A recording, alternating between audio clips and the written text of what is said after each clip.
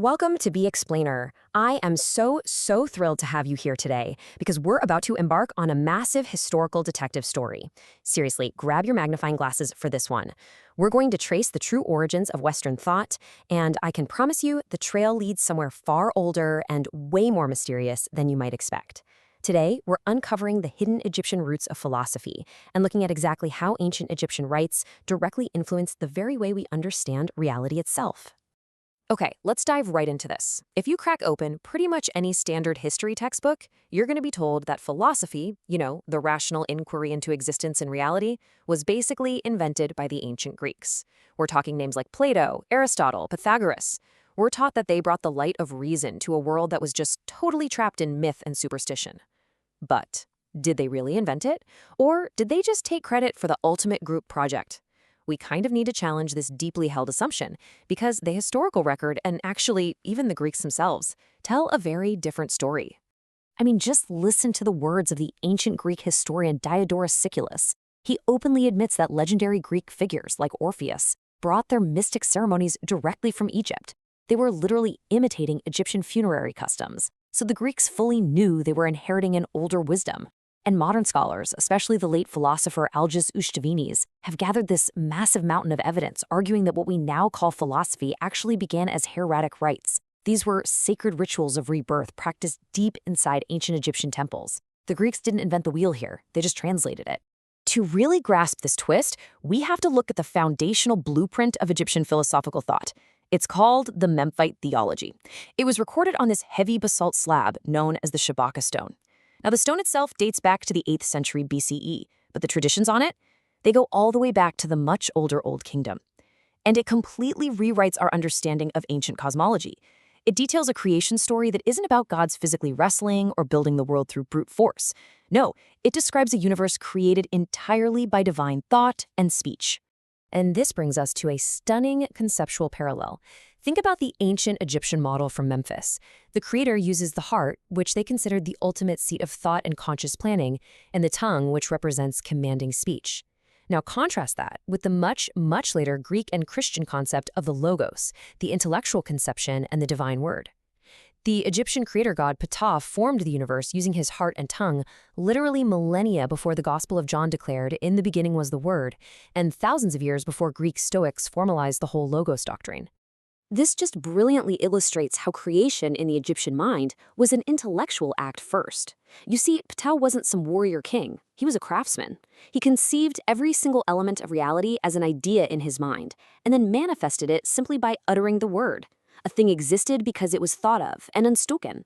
It's a direct assertion that consciousness creates reality. So every atom, every natural force, every living creature, they were quite literally words in a language that Ptah is technically still speaking.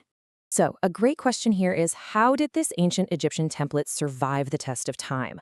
Well, enter what we can call the Alexandrian crucible.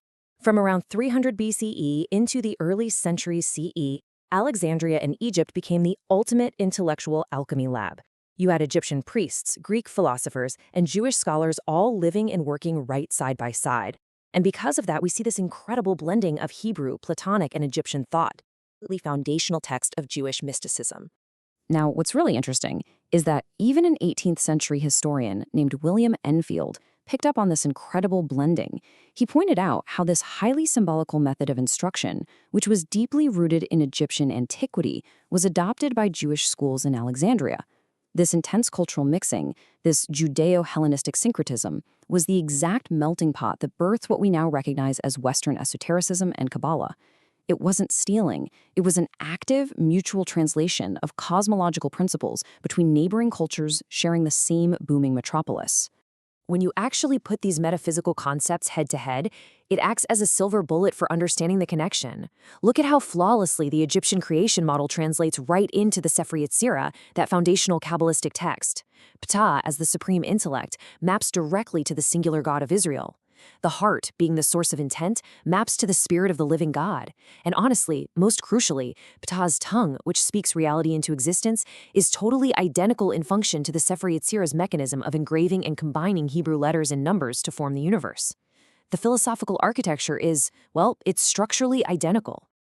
So we have this incredible intellectual framework of creation through thought and speech, but a really practical question pops up for us here. How did these ancient thinkers actually visualize all this? I mean, how did they map out invisible, non-physical energies so that the human mind could actually comprehend the underlying structure of the cosmos? Well, they used a tree, and the visual continuity here is just profound. In the Egyptian tradition, you have the sycamore. It's this cultivated tree of life that acted as a multidimensional map, bridging the earthly realm, the celestial realm, and the underworld. And then you see the exact same thing with the Kabbalistic tree of life, the Otz chime, doing the very same job. It acts as a divine, organic structure that routes infinite light throughout the cosmos. In both traditions, this world tree is way more than just a plant. It's a diagram of the invisible energies that literally make up reality. And the numbers matter so much here. The number 10 is absolutely central to this cosmological map. In ancient Egyptian theology, coming out of Hermopolis and Heliopolis, we see the primeval Ogdoad, which was a group of 8 original deities. That eventually gives way to the Ened, the 9 gods, and they all stem from a single hidden source. So 8 to 9 plus the source, making 10. And this transition perfectly mirrors the 10 Sephirot in Kabbalah. Those are the 10 distinct modes or channels through which the infinite source manifests the physical universe. Let's move a step further and see how this builds, because this geometry wasn't just theoretical, it was actively built into their rituals. Take the Egyptian Djed pillar. It's often associated with the spine of Osiris, and it represents vertical cosmic alignment. Every single year, the Egyptians performed a ritual called the raising of the Djed to basically reset the agricultural field and hold the earth in coherence. Now compare that vertical alignment to the Kabbalistic middle pillar. In Western esotericism, the middle pillar represents the central axis of balance and individual consciousness running straight down the center of the tree of life. So the physical Egyptian ritual of raising the Djed directly prefigures the energetic visualization of the Kabbalistic middle pillar.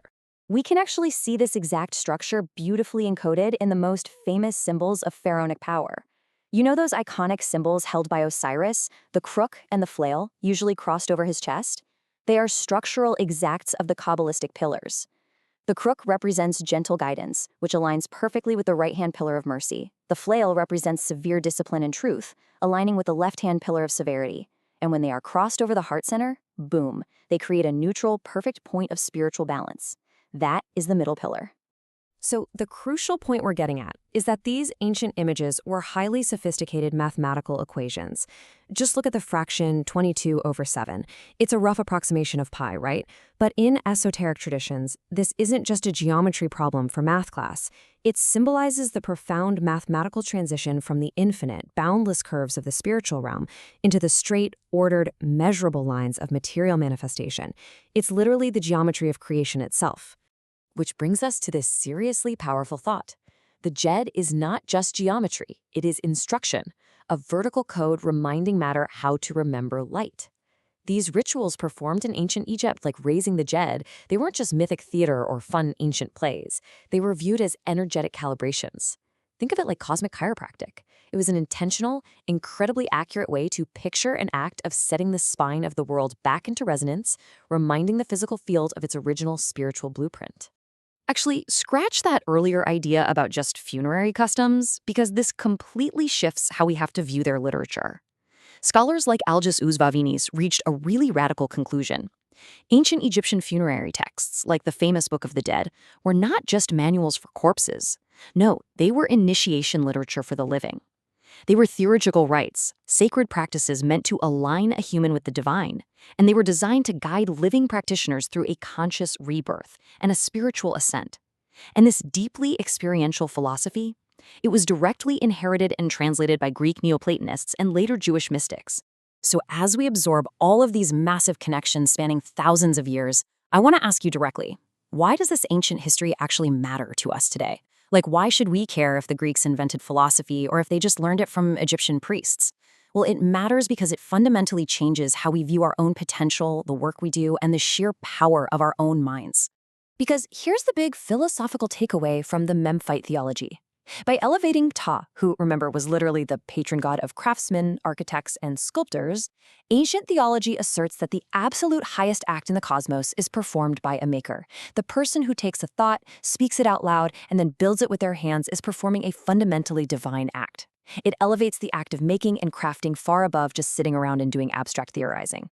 I want to leave you with this lingering, somewhat provocative thought to chew on long after this explainer ends. What if the words you use to define reality were first spoken by an Egyptian craftsman god? The core ideas of consciousness shaping matter, of the immense power of the spoken word, and of the hidden metaphysical structures of our universe, they didn't start in a modern physics lab or some Greek forum. They started in the dimly lit temples of ancient Egypt. Thank you so much for joining me on this journey today. Keep learning, keep questioning, and I will see you in the next explainer.